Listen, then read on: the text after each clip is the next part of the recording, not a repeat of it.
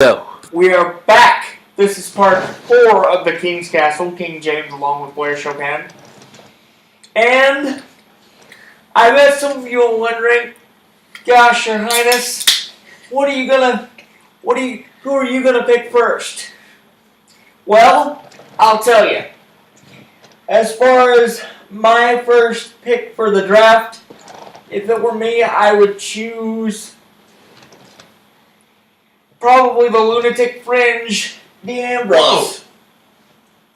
I was not expecting you to say that.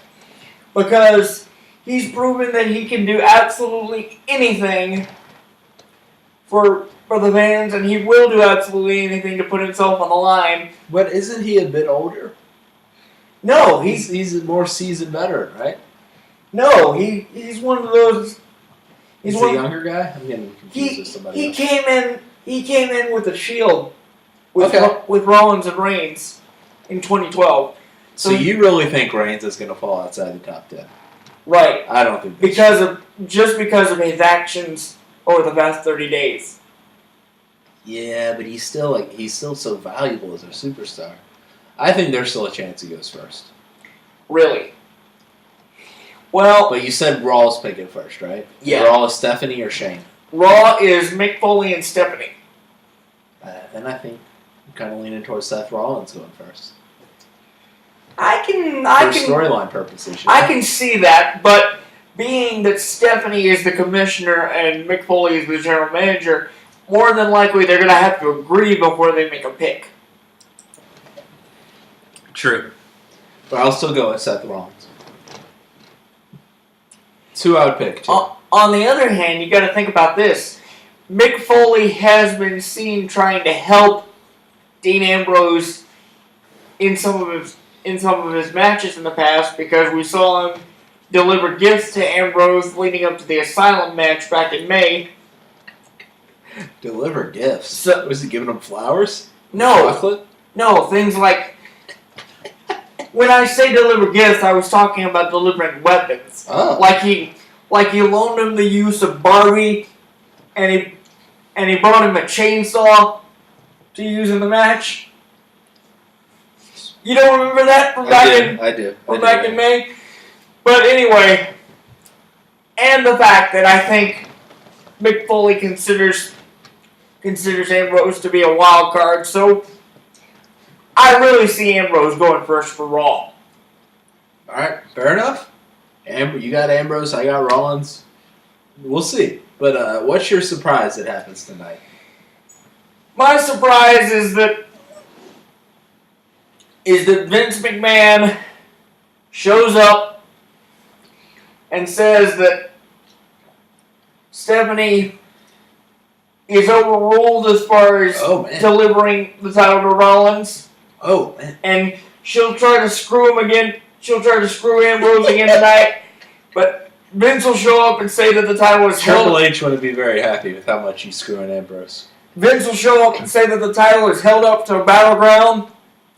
Well, we'll just see. But I do have one other thing that I need to touch on as far as you're concerned. Okay. I want to get your pick, because you asked me the same question earlier. Who would be your surprise? Oh, James, I just had this idea probably when we were at lunch, and I kept it from you because I just wanted to see your reaction when I said it on air.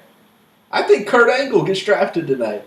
What? I think Kurt Angle.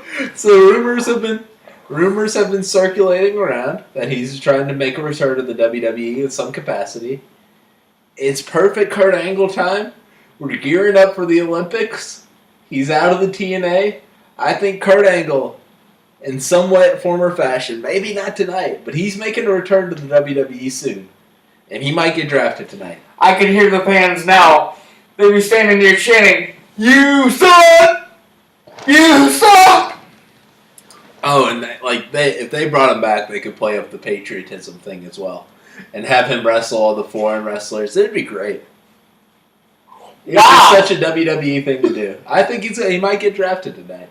Now, he might not come back to the WWE at all, but it would be interesting.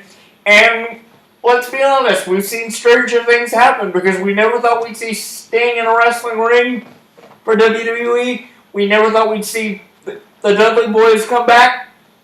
Also, there's always the possibility of Goldberg. Well, because he is involved with WWE about 2K17. About that, he is a playable character in WWE 2K17 if you pre-order. And if you saw the trailer for that, which I did because I don't have a life, I saw the trailer for it, and there is some signs of Brock Lesnar going on. Right. He's a playable character as well. I know, but like in Goldberg's trailer, there is like something about Brock Lesnar in Suplex City in the background. Wow. So are we gearing up for a Goldberg-Lesnar match at some point? I don't know, but I feel like they need to wrestle again because WrestleMania 20 wasn't a good time for them. Because they were both getting booed because the fans knew that they were both leaving. So stranger things have happened. But if they wrestle now, the hype would be through the roof. But I will say this as far as the Goldberg situation. Yes, he is involved with WWE as far as that promo for the pre-order of 2K17.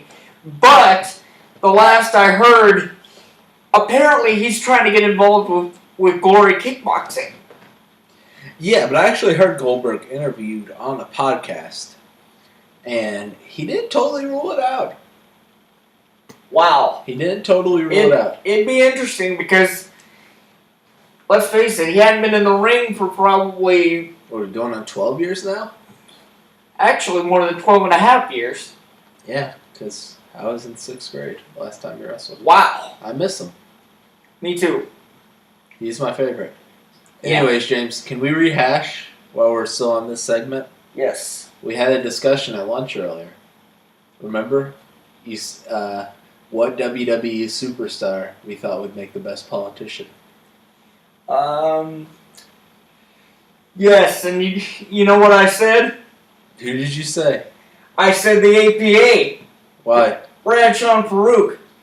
Because in one way they could always turn any kind of rally into a bar fight because they'd always be serving beer.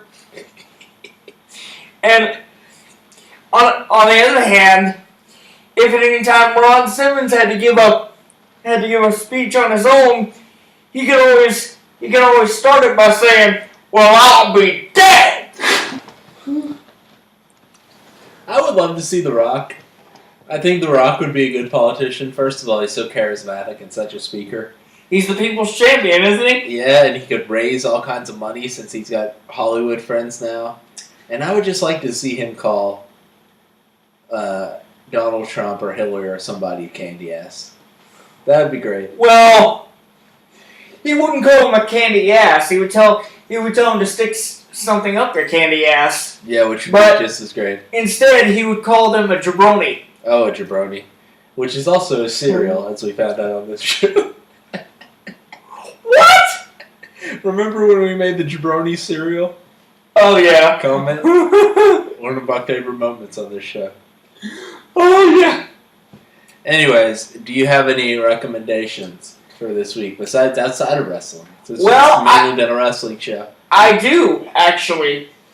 This Thursday, we will see the season finale of Spartan Ultimate Team Challenge on NBC, which is another show from the producers of American Ninja Warrior based on the Spartan races. And the winning team will receive $250,000. That's quite a sum. So make sure you check that out. As well as the continuation of the 6-week-long musical party Greatest Hits on ABC. Oh. So make sure you check those out this week. What about you, sir? I don't really have anything new this week to plug. Well, I've just been kind of relaxing. I'll tell you what then. I think this would be a good place to kind of wrap her up. But I'll tell you what, folks. We'll be back later this week. Next time, because we will be back later this week, we'll have a little more information about the upcoming background pay-per-view. We got to recap the draft. I'm excited for this draft. We'll recap the draft as well as give you more information about. I can't wait for Kurt Angle to get drafted. We're going to give you more information about the Battleground pay-per-view as well. So make sure you stick around for that. And until next time, the King loves you. Oh, you killed it.